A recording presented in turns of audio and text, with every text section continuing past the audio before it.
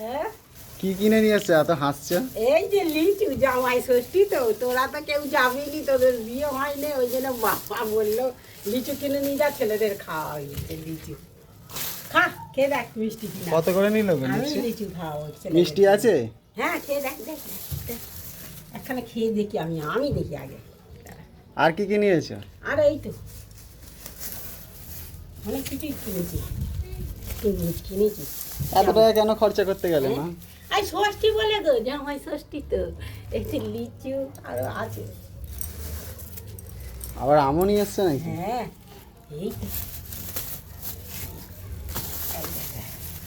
এই দেখ, বাবা কি আম এইগুলো? এই তো হিমসাগর, এগুলো ভালো, খুব মিষ্টি। দেখো এক চোখলা বন্ধুরা, খেয়ে দেখ, খাইয়ে দেখতে তুমি আগে একটা লিচু খেয়ে দেখো।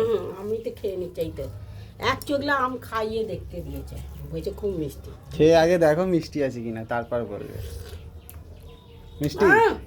রসগোল্লার মতন, খেয়ে দেখ। দেখো বন্ধুরা, আমার মা কত লিচু, আম, তরমুজ নিয়ে এসছে। জামাই ষষ্ঠী ছেলেদের খাওয়াবো না, ওরা যাবে না কোথাও।